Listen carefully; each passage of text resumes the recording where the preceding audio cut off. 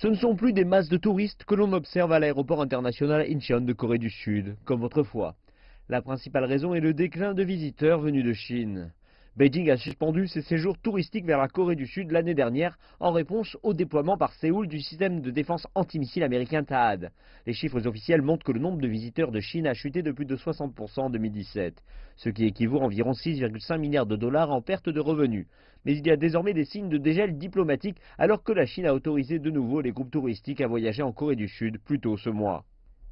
Le sommet entre la Corée du Sud et la Chine va travailler à améliorer les relations bilatérales, à reconstruire rapidement les liens et à renforcer la coopération dans tous les domaines entre les deux pays.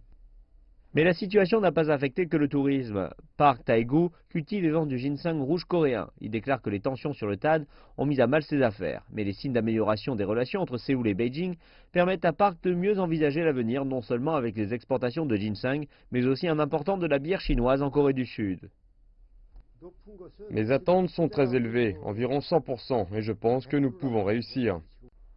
La Corée du Sud espère repartir du bon pied avec l'opportunité de renouer les liens et d'accentuer les échanges avec la Chine. Et cela passera par des nouvelles mesures, dont une entrée spéciale sans visa pour les visiteurs chinois. De tels gestes ont été largement salués alors que l'activité touristique est en perte de vitesse et les ventes de tickets sont faibles pour les prochaines Olympiades d'hiver de Pyeongchang. Mais beaucoup d'analystes suggèrent que la Corée du Sud fasse davantage et modifie sa stratégie commerciale.